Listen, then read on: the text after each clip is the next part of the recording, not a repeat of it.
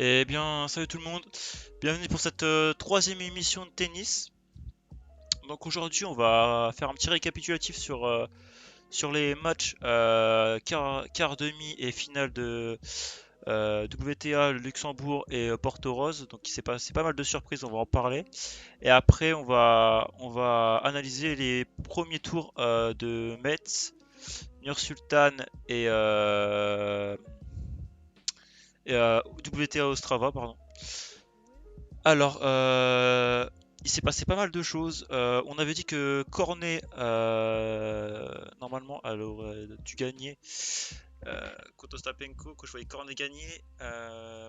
Et bah, Cornet mène 5-4, 30-15 dans le premier set.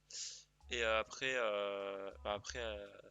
elle se fait prendre son service, donc 5 partout. Et après, elle perd 7-6 le premier set, alors qu'elle a eu aussi une balle de 7 dans le tie-break à 6-5. Euh, donc elle aurait pu gagner le premier set, ça aurait pu largement changer l'issue du match, je pense. Parce qu'après, elle a complètement décroché, elle a commencé à avoir mal au genou, elle s'est tenue le genou pendant tout le match après. Et après, Ostapenko a pris largement le dessus et a commencé à bien jouer.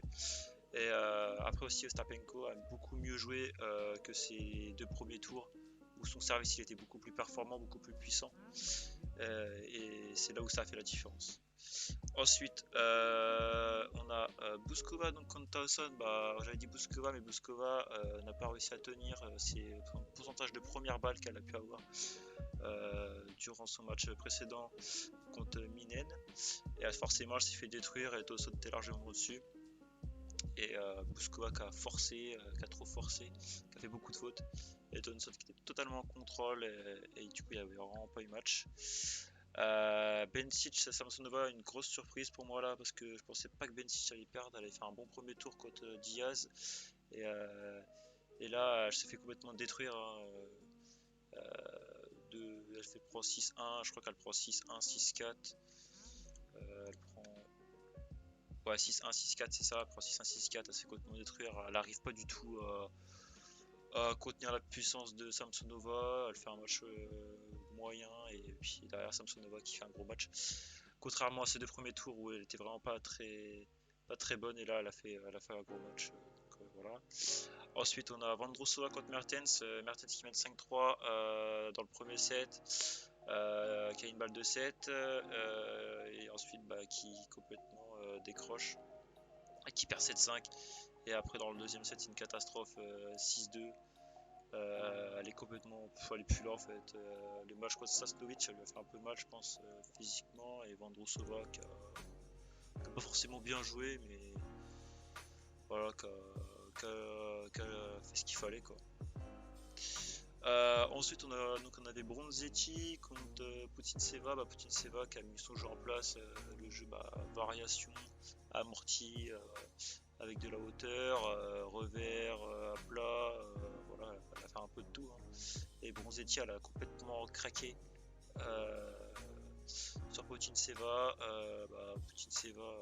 en plus la surface vu qu'elle est lente, forcément ça lui convient à Putintseva. Donc là, voilà, pas trop de surprises sur ce match-là. Ensuite, le match qui était interrompu à 7-6, premier set pour Juvan, elle a gagné 6-4 en 2 sets, un match plutôt moyen, mais assez solide pour remporter contre Krunic, qui peut être toujours une joueuse assez dangereuse quand elle joue vraiment bien. Ensuite, on avait dit Cirstea qui gagne le match contre Paulini, mais Paulini qui a été assez impressionnante encore une fois. Elle a su faire le dos rond, elle a su être solide sur ses engagements. Son service est de mieux en mieux, grosse explosivité dans ses frappes. Et Cirstea qui s'est vraiment bien battu, qui a essayé de revenir, mais Paulini beaucoup trop forte et qui a gagné en 3-6 en plus au dernier set. Cirstea qui a complètement lâché après. Et voilà. Donc, grosse surprise ici aussi quand même. Ensuite, on a eu Risky contre Mladenovic. J'avais dit que Risky, elle est sûrement gagnée parce que justement, elle a ce jeu de fond de cours, contreuse, elle a une grosse couverture de terrain, elle a carrément explosé Mladenovic qui en a pu le niveau pour tenir et faire peu de fautes pour justement tenir l'échange et pourquoi pas remporter le match. J'avais dit aussi pardon que Konjo s'était un petit peu faussé entre guillemets sous le résultat parce que Konjo a complètement arrosé. Donc voilà. Ensuite donc, le dernier match, Juvan Zidane Snake, Juvan qui gagne en 2-7, match solide contre Zidane Snake. Zidane Snake. Donc quand même une petite surprise ici, grosse, une bonne, pas grosse mais bonne performance pour la joueuse slovène. Ensuite, dans les demi-finales, franchement, moi je voyais Ostapenko gagner contre Samsonova parce que Ostapenko a joué de mieux en mieux.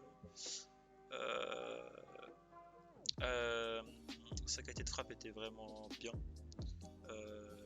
Et Samsonova, elle a eu vraiment du mal à contenir la puissance de Ostapenko qui faisait vraiment moins de fautes déjà et qui servait vraiment bien sur la partie. La preuve, elle a mis 6 en premier set, elle mène 5-1 dans le deuxième, et après elle a craqué un petit peu Ostapenko au moment de conclure et elle gagne 7-6 dans le deuxième set. Ensuite Toson Vondrousova, j'aurais dit Toson qui gagne parce que Toson solide et puis Vondrousova qui je trouve qui est un peu faiblard de service et aussi dans ses coups, et Toson qui adore l'indoor, qui a déjà gagné un titre à Lyon cette année contre Golubic. Vraiment une jeune joueuse de 18 ans qui monte et qui je pense qu'il va intégrer le top 20 voire le top 10 dans les semaines à venir. Dans les semaines à venir, même je pense que l'année prochaine elle sera sûrement dans ce top là.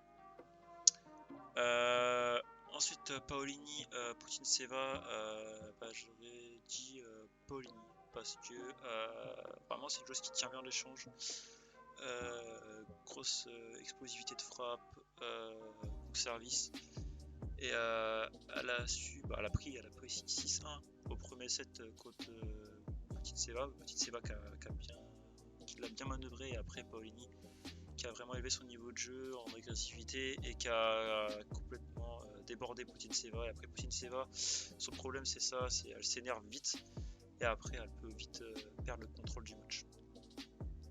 Donc quand même une surprise ici encore.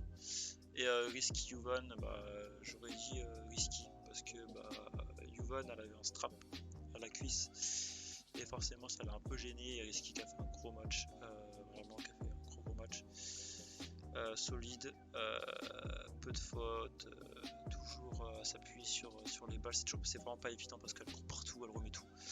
Et même si Juvan avait l'appui du public, elle a pris 6-0, 6-4 et l'enchaînement, je pense que pour Juvan ça devait être un peu plus compliqué, contrairement à l'américaine. Ensuite, le récap des finales, Ostapenko Toson, moi j'aurais dit Ostapenko qui gagne, mais parce que Toson elle avait un strap, je trouvais qu'elle avait un peu de mal à la fin contre Vondrousova, mais non, elle a incroyable cette joueuse, vraiment mentalement, elle arrive toujours à rester calme dans les moments importants, et là elle a gagné quand même 6-3 le premier, après le break entre deuxième set 2-1, Ostapenko qui revient, qui gagne 6-4, et là Ostapenko qui break dans le troisième set, et il me semble qu'elle break encore après, mais Toson qui est toujours calme, et Ostapenko un petit peu nerveuse dans les moments importants dans le troisième set et qui perd le match là-dessus, mais Ostapenko doit gagner le match à partir du deuxième set, elle doit gagner.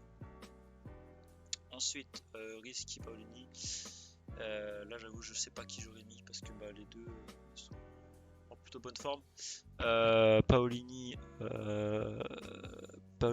qui est en grosse forme, et Risky aussi, Risky qui aurait pu poser des problèmes à Paolini avec son jeu, mais Paolini qui a vraiment su faire le dos rond, toujours avec un bon mental, à s'accrocher sur tous les points, parce que Risky gagne 5-2 dans le premier set, et derrière, Paolini qui revient et qui gagne 7-6 le premier et après 6-2. Vraiment très bon tournoi de Paolini et hâte de la voir dans les semaines à venir, voir ce qu'elle donne sur la surface américaine. Donc voilà, c'était les débriefs des finales des tournois féminins. Là, on va passer au gros du gros. Là, on est sur les premiers tours à Ostrava. Alors, premier tour, on a donc Ziantec qui a dispensé le premier tour à l'Arbaï. Donc là, il faudra voir quel joueur elle va jouer entre Poutine, Seva et Zhang. Ce match-là compliqué à dire parce que Zhang qui fait vraiment un match horrible contre Puskova. Pas un très bon match. Poutine Seva qui sur indoor c'est pas incroyable même si elle a déjà fait des résultats.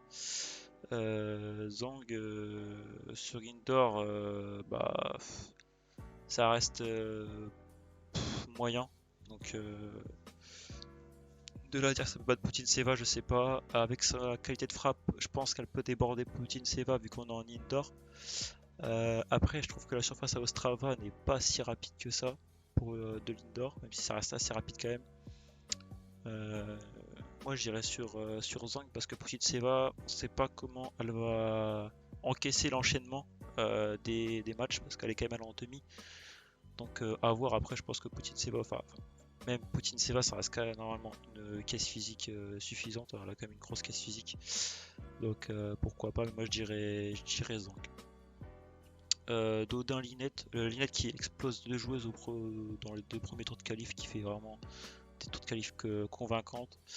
Ça va lui donner forcément de la confiance. Et d'un côté, t'as Dodin qui fait un tournoi du Luxembourg pas mal parce que Alba Sakharova, qui est une jeune joueuse qui va monter, je pense, parce qu'elle a pas mal de talent. Et après, elle accroche Samsonova. Donc c'est quand même une bonne performance. Après, Samsonova qui joue pas son meilleur tennis. J'ai regardé parce que je sais plus si elle est sortie des qualifs ou pas. Est-ce qu'elle est sortie des qualifs?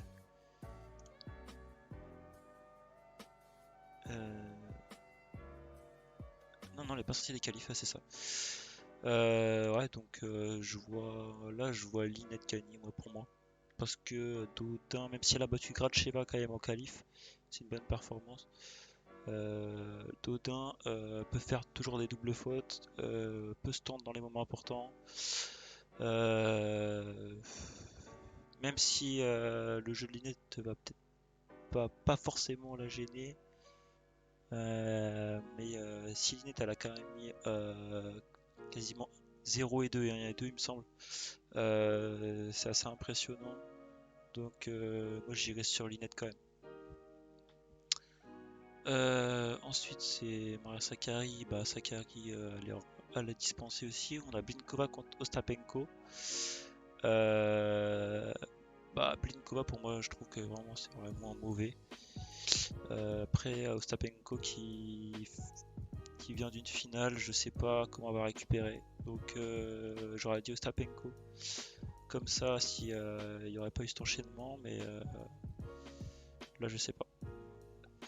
Mais Blinkova ça reste quand même très faible, donc je vois quand même Ostapenko gagner. Ensuite on a Martinkova contre Siniakova. Siniakova qui fait quand même une bonne saison sur dur, et Martinkova elle perd contre Cirstea alors qu'elle mène 5-2 je crois dans le premier set, elle perd 7-5 dans le premier. Donc c'est un peu moyen. Martinkova je trouve que pour une surface indoor ça reste trop lent pour déborder Siniakova qui est vraiment en forme, qui a une bonne qualité de service, jeu vers l'avant. J'aime beaucoup Siniakova cette saison, surtout cette deuxième partie de saison. Donc là j'irai sur Siniakova. Ensuite Konjuk contre Pavlyuchenkova, ce match là va dépend de Konju. Si elle arrose pas, si elle met tout dedans, ça peut vraiment embêter Pavlyuchenkova. Même si Pavlyuchenkova elle a gagné énormément de tournois indoor, elle est vraiment très forte sur cette surface. Mais Konju a le jeu pour justement pour jouer bien en indoor. Si elle est concernée et qu'elle est en forme, elle peut très bien battre Pavlyuchenkova. Donc, mais j'irai quand même sur Pavlyuchenkova. Badosa, Gralcheva, je vais sur Badosa parce que même si elle a perdu contre elle, je sais plus si c'est à l'US Open ou le tournoi juste avant. Il me semble que c'est à l'US Open qu'elle perd. C'est où? Hop, on va l'avoir tout de suite. C'est ouais, c'est à l'US Open. Et bon, le match est terminé. Là, Badosa elle a gagné en 2-7. Mais franchement, je voyais pas comment Badosa allait perdre ce match. Parce que Gracheva qui perd contre Dodin, c'est pas incroyable déjà. Et Badosa qui a forcément soif de revanche, sachant que c'est quand même une joueuse qui a un très gros mental et qui s'accroche tout le temps. Donc vraiment, c'est une joueuse qui a faim. Donc ça m'étonne pas qu'elle a gagné tranquillement 6-2, 6-2. Ensuite, on a Cirstea contre Kontaveit. Cirstea qui a perdu ses 4 confrontations contre Kontaveit. Donc, à voir. Après, Cirstea peut l'embêter, forcément. Ça a toujours été à peu près serré, les confrontations. Mais je vois Kontaveit quand même gagner, même si ça reste un premier tour. Je la vois gagner parce qu'elle est vraiment en forme depuis son sacre à Cleveland contre c'était contre qui? Contre Siniakova. Non, c'est pas contre Siniakova, c'est contre qui? C'est contre qui? C'est contre Begu. Elle perd en 3-7 contre Ziantec. Ouais, donc là, les confrontations ont toujours été un peu préserrées. Donc là, elle perd un set à Miami contre Cirstea cette année. Et elle gagne 6-4, 7-5 à Dubaï. Donc faut faire attention quand même. Mais je la vois quand même gagner contre Taveit. Je pense qu'elle aime bien ce genre de tournoi. Donc je la vois gagner. Zakharova sur Gibej, le problème c'est que sur Gibej elle remet tout, elle va courir partout, elle va te pousser à la faute. Zakharova, une joueuse talentueuse qui frappe fort, qui est explosive, qui a un bon service. Mais le problème c'est que est-ce qu'elle est capable de tenir l'échange? Ça je sais pas. Je sais pas, j'aurais peut-être dit Zakharova, tu vois, pour une petite surprise au premier tour, mais là je viens de voir que Zakharova qui a perdu, qui a breaké, et puis s'est fait débreaker et a pas réussi à tenir la cadence contre Sogibes. Souvent c'est ce qui se passe contre cette chose là, donc c'est pas étonnant. Ensuite, on a donc c'est quoi? C'est du Bencic. Bencic qui est encore exempté vu qu'elle est en bail. Kerber contre Tekman. Kerber qui est capable de bien jouer. Sur indoor. Elle a déjà fait. Il me semble qu'elle, je sais pas si c'est elle qui avait fait finale à Singapour. Dans les Masters en indoor. Est-ce que c'est elle? Elle est où Kerber? Là, hop, je vais regarder. Tac, je crois que c'était elle. Vite fait checker sur Tennis Explorer si vous voulez. C'est un site où tu as plein t'as tous les matchs, des stats, tout ça. C'est assez intéressant. Hop, Kerber.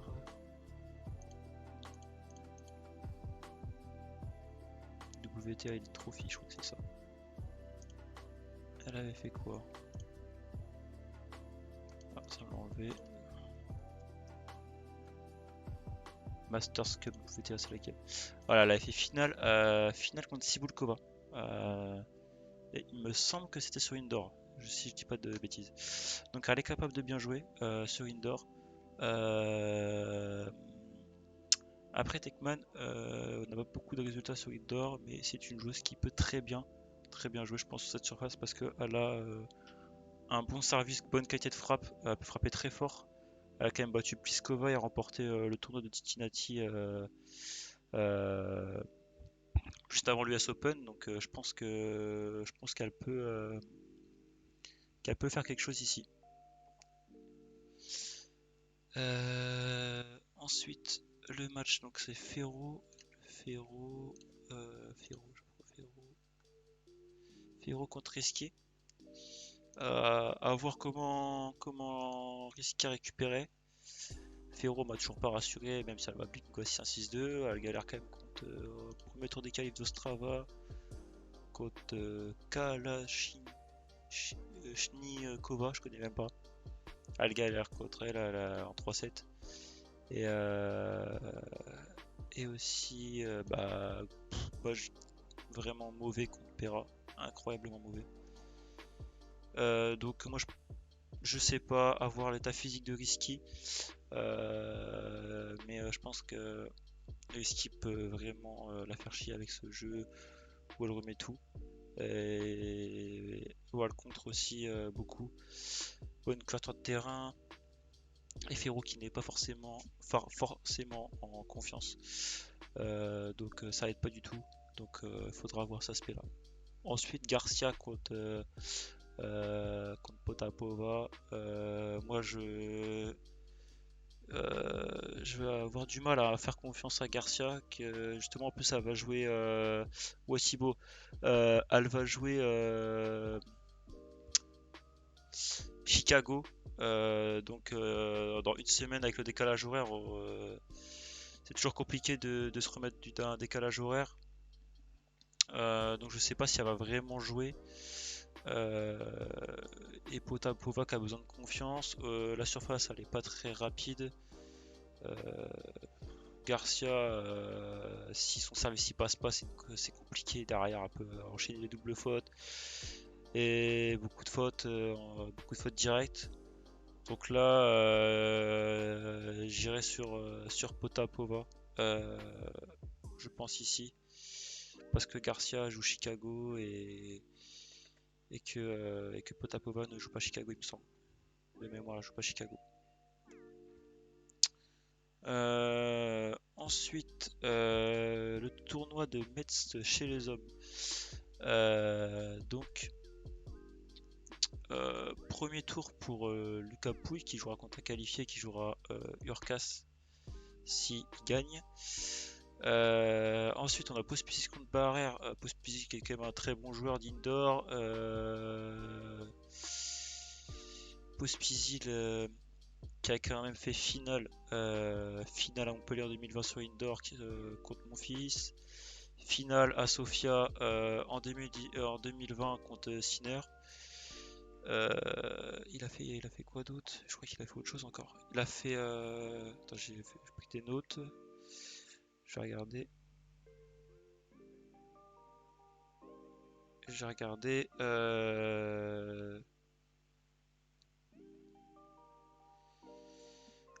Oui, il a aussi gagné des challengers sur indoor. Bon, après, ça sert à des challengers. Mais voilà, c'est un très bon joueur d'indoor. Après, Barrère, il est chez lui, il peut faire quelque chose. Il joue pas très bien en ce moment. Il a son meilleur résultat ici, c'est quart de finale en 2019 contre Per. Il a quand même gagné Lille et Quimper en challenger sur indoor en 2019. Donc à voir. Mais moi j'irai sur Pospisil, même si il y a de ça un mois il tenait même pas un set. Il avait des crampes au bout d'un set contre Tommy Paul à Toronto. Après il y a eu du mieux parce qu'il arrive à résister en 5-7 contre Fognini, il gagne le match. Et après contre Ivashka il est complètement cramé un peu. Et derrière il perd le match. Il adore l'indoor et son jeu lui convient très bien. Donc je pense qu'il va gagner sur ce match. Murray Humbert, Murray qui fait un gros match contre Tsitsipas, qui a failli battre Tsitsipas au premier tour à l'US Open. Je trouve qu'il joue mieux. Il a fait un bon premier tour contre Madden à Rennes. Après, il part contre Safioline. Mais c'est quand même convaincant.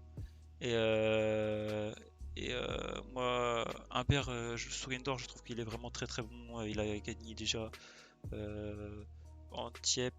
Il a fait demi-finale à, je crois, le Bercy ou quart de finale contre Raonic. Il avait battu Tsitsipas déjà. Donc c'est un très beau joueur d'indoor. Il a un bon service. Je pense qu'il va gagner ce match. Il est chez lui, il est motivé. Il a dit qu'il sentait de plus en plus en confiance, qu'il se sentait bien. Maintenant, il a intégré le top 30, donc je pense qu'il va gagner. Rinderknecht contre Giron. Rinderknecht contre Giron. Rinderknecht qui est de mieux en mieux, qui joue de mieux en mieux, qui fait justement il fait finale à Rennes contre Bonzi, il me semble. On va regarder ça. Rinderknecht il est où? Voilà, hop. Non, il est en demi-finale, pardon.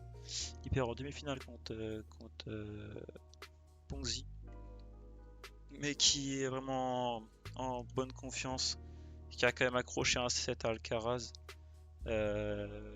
qui est vraiment pas mauvais sur cette surface. Et Giron, qui est moyen, franchement, qui est trop chaud, qui joue moyennement, pas un très bon niveau. Mais sur indoor, il peut toujours faire des choses, hein. Il a déjà fait des bons résultats en Tiep, pareil. Je crois que c'était l'année dernière déjà. Je pense qu'il peut faire quelque chose aussi parce qu'il a vraiment. Il a quand même un bon service. Il peut frapper fort en coup droit, même très fort des fois. Après, Darkneck à la maison, moi je pense que je le vois passer. Je pense que je le vois passer, donc je pense qu'il va gagner contre Giron. Gasquet jouera contre un qualifié, Kachanov pareil, donc on verra bien. Hop. Et pour la deuxième partie de tableau, Cecchinato qui jouera contre un qualifié, qui jouera soit ce sera mon fils jouera soit Cecchinato soit un qualifié. Davidovich Fokina contre Gilles Simon. Je vois Fokina parce que Fokina qui a déjà fait des bons résultats sur indoor, notamment à Cologne l'année dernière. Il avait il avait gagné un set contre Zverev, il me semble. Je vais vérifier ça, mais il me semble. Et Simon aussi qui avait fait quand même un bon tournoi d'indoor. Qui a fait un bon tournoi d'indoor.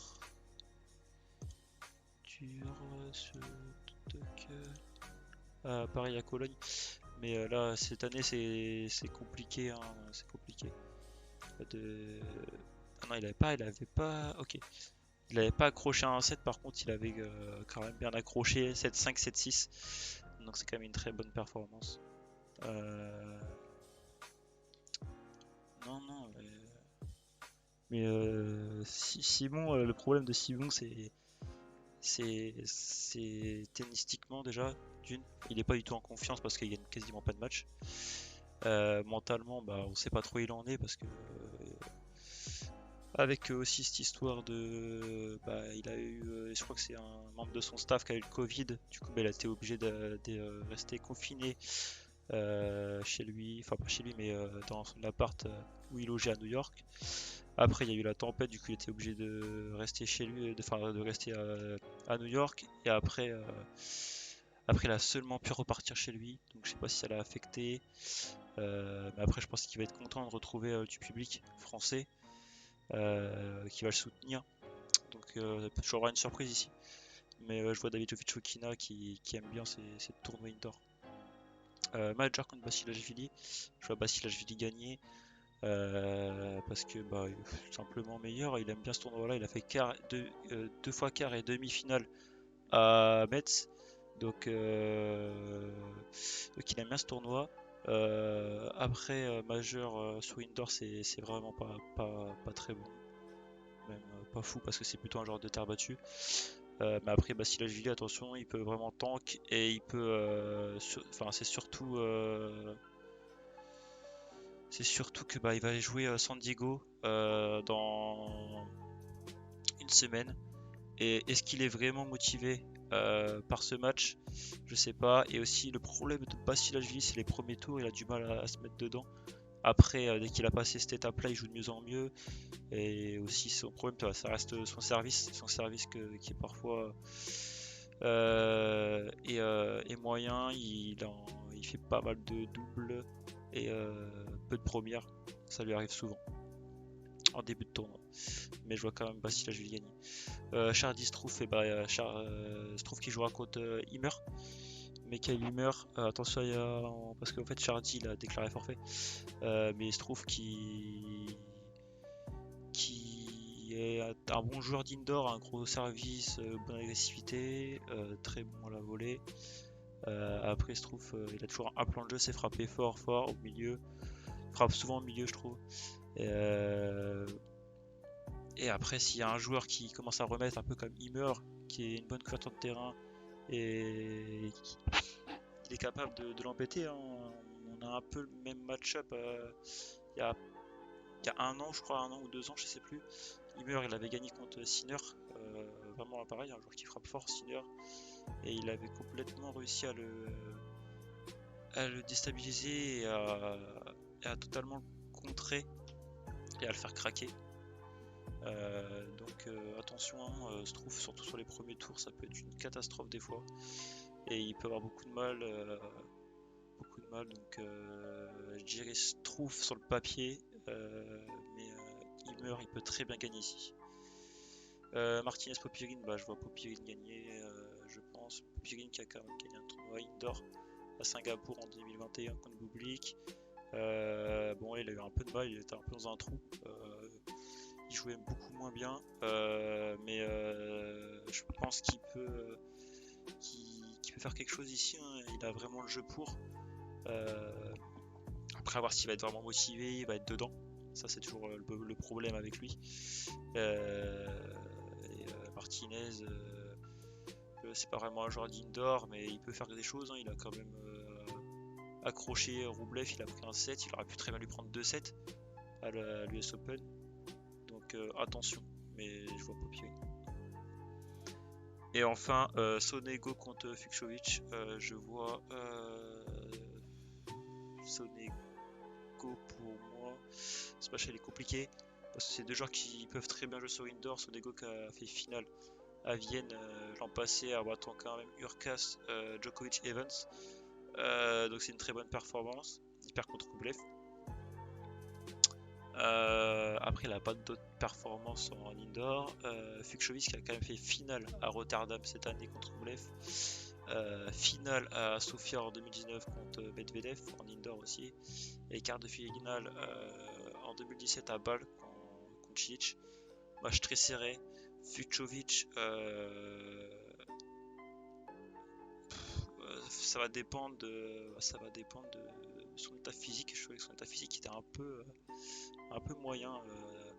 Avant l'US Open, déjà contre Alcaraz, il avait beaucoup de mal. Et contre Sepi, par contre, Sepi en 5-7, c'est quand même en 2021. Le mec, Sepi a 37 ans, Fucsovics il a 28 ou 29 ans. Enfin, perdre un match comme celui-ci, c'est quand même pas fou.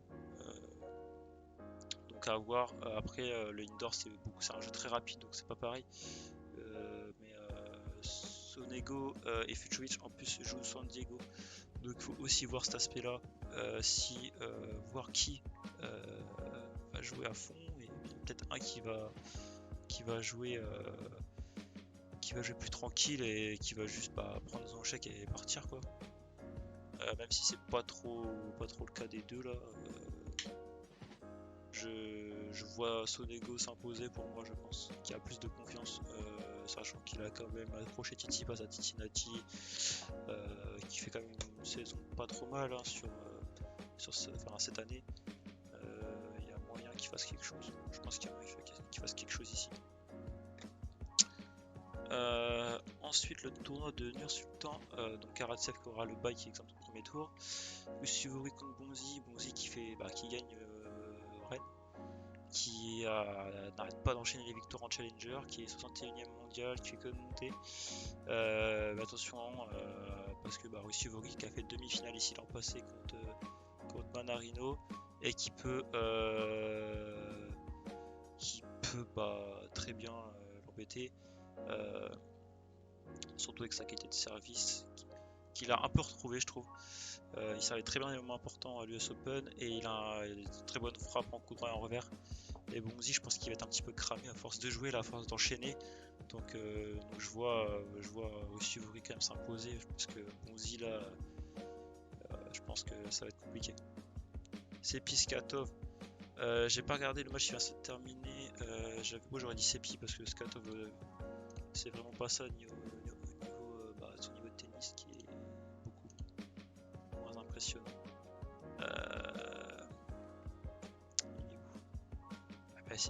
Skatov qui a gagné, incroyable. Je pense que ça s'est joué au physique. Chez lui, incroyable, très grosse performance comme Skatov qui a fait quart de finale en junior à l'Open Australia en 2018, il me semble, ou 2017. Donc c'est quand même pas un peintre, il s'est quand même joué au tennis. Mais j'avoue que j'aurais dit Sepi qui aurait gagné. Bonzi, c'est des frères jumeaux, t'en as un qui joue pendant que l'autre récupère. Ah ouais, non mais là, Bonzi, je sais pas comment il va faire pour récupérer, parce que il fait que d'enchaîner les matchs en Challenger, et puis il enchaîne des matchs en 2, 3, 7, je sais pas. Et Rusuvori, comme j'ai dit, je crois qu'il a fait demi-finale contre Manarino l'an passé, et je trouve qu'il joue mieux. En plus là il a fait finale à Winston-Salem, même s'il perd contre Bautista à l'US Open. En vrai, je pense qu'il va gagner, hein. C'est compliqué, mais c'est compliqué. En vrai, tu te dis, wow, Bonzi, un joueur de challenger, ouais, le mec il est pas fou. Enfin, genre, pour quelqu'un qui connaît pas le tennis, alors qu'en vrai, il a vraiment progressé, et je pense qu'il peut. En temps normal, là, s'il n'avait pas fait le Rennes, je pense que Bonzi aurait pu être déjà lui. Parce qu'il est vraiment pas mauvais. Ivashka, il a le joueur à qualifié. Krajinovic, il a le bail. Kukushkin de course, à voir si. C'est compliqué ce match. Kukushkin qui est chez lui, je pense qu'il va tout donner pour essayer de gagner. Et de course qui sert. Qui sert pas mal, mais. De course et de course, quoi. C'est pas mal cette saison, c'est mieux. Mais de là à faire confiance à de course, non. Compliqué. La forme du moment, je dirais de course, forcément. Mais Kukushkin est chez lui, je pense qu'il va tout donner, même s'il est vieux, il peut peut-être encore faire quelque chose. Il casse pas 3 pattes, un canard. Ouais, mais de course, je trouve que vraiment j'ai été surtout impressionné, c'est par son niveau de tennis contre Medvedev. Je pensais pas qu'il pouvait jouer à ce niveau-là. Il a fait vraiment un gros match et j'étais assez impressionné par son match. Et en coup droit, je pensais vraiment que c'était. Son coup droit, il est un peu spécial, sa préparation et tout. Et je trouve que. Je sais pas, il s'est amélioré, ou je sais pas. Et il est plus fort qu'avant, j'ai l'impression. Coup droit, je sais pas. Je sais pas, après, c'est peut-être juste parce qu'il était vraiment en ultra confiance et que. Il jouait bien, mais là c'est compliqué. Moi je dirais, je sais pas, Kushkin peut-être à la domicile qui va tout donner sur un premier match, il donne tout. Alors après sur le deuxième match il sera peut-être cramé, mais moi je pense que je vois Kushkin. Vesely Mouinard, le match il s'est déjà joué. J'aurais dit Vesely, mais non. Vesely sur indoor, normalement c'est pas mauvais, mais Mouinard, le mec c'est un genre de terre battue, il arrive à gagner. Donc effrayant pour Vesely. J'ai vu qu'il gagnait en plus dans le tie-break 6-4. Et il arrive à perdre. C'est un peu effrayant. Mais ouais, Mouniard, Bon, c'est pas une grosse perf, hein. Vesely il bouge pas beaucoup sur le terrain, tu sais jamais ce qu'il fait, hein. C'est toujours pareil. Ah mais clairement, il est... Le mec, son physique, il a plus de physique, il a plus rien. Je sais pas si t'avais vu le match l'an dernier contre Per, mais c'était un cirque ce match. C'était Per qui jouait pas, il avait pas envie du match et Kukushkin qui était encore plus nul et qui a quand même réussi à gagner le match, mais tu sais pas comment. C'est incroyable. Et après Milman bah, qui jouera un qualifié.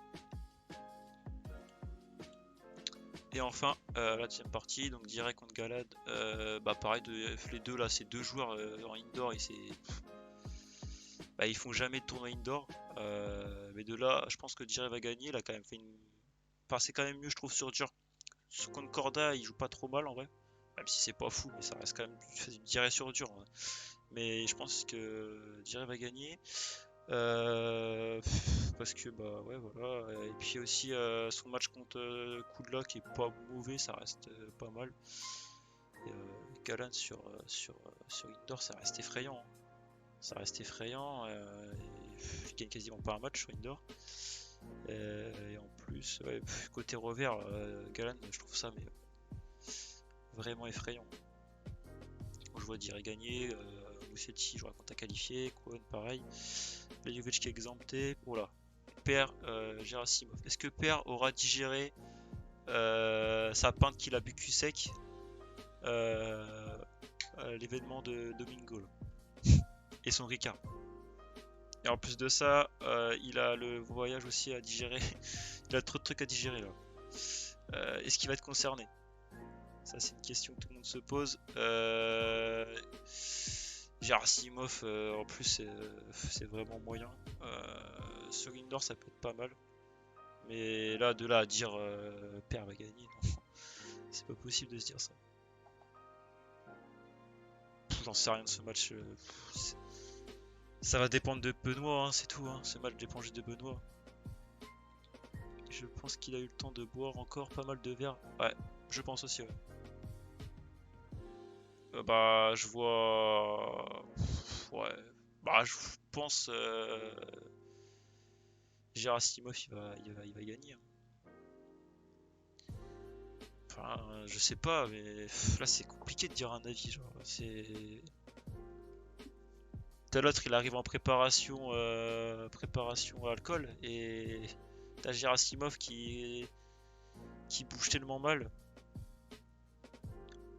compte que sur son service et voilà quoi. C'est à voir. Je peux même pas donner d'avis. Franchement, je donnerais pas d'avis sur ce match. C'est pas possible. T'as Bernard Berankis, bah Berankis qui est meilleur sur dur que t'as Bernard. T'as Bernard, c'est un genre de terre battue. Berankis, je pense qu'il va gagner ce match. Après, on n'est pas à l'abri d'une surprise. Mais Berankis, ça reste quand même assez correct sur dur et ça m'étonnerait pas qu'il gagne ce match. Et enfin, Verdasco, Kesmanovic. Et bah le match il est en cours, j'aurais dit Kesmanovic parce que Verdasco c'est une catastrophe, hein. Depuis ses blessures, tout ça, il arrive pas à revenir. Puis bah t'as Kesmanovic qui est pareil, qui a du mal, mais je trouve que bon, au niveau de jeu il est quand même un peu plus élevé, hein, que Verdasco. Et Verdasco c'est une catastrophe quoi. Catastrophe au niveau du jeu de jambes, surtout il balance des parpaings 3 mètres derrière la ligne de fond de cours. Donc même là si je vois que le score, bah, Kesmanovic gagne, j'aurais dit Kesmanovic tous les jours, genre vraiment parce que Verdasco c'est pas possible. C'est vraiment pas possible. Enfin c'est plus possible. Il aura. Je sais pas s'il pourra récupérer un niveau correct, mais à cet âge-là, je pense que ça va être compliqué. Je pense qu'on va vers une fin de carrière qu'une rédemption, une résurrection, enfin je sais pas, mais une renaissance, non, je pense pas. Je pense que ça va être compliqué pour lui. Et enfin, bah, Boubli qui jouera au deuxième tour vu qu'il est exempté, donc on verra bien. Donc voilà, bah voilà pour l'analyse de ces premiers tours. De ces 3 tournois. La semaine pro, on a San Diego, Sofia, Chicago. Donc on va avoir pas mal de matchs aussi. Et après, bah, Indian Wells. Puis voilà, le Masters 1000. On va voir ce que ça va donner. On va voir si Joko, tiens, il va s'aligner parce que je pense qu'il a eu beaucoup de mal. Il va avoir beaucoup de mal à récupérer mentalement après sa défaite contre Medvedev. Ça a dû l'affecter de ouf. Est-ce qu'il va faire un break? Est-ce qu'il va jouer Indian Wells? Est-ce qu'il va. Je sais pas. Je sais pas. Je sais pas. Bon, voilà, merci à tous. Bonne journée à tous. Et vive le tennis et ciao les gars.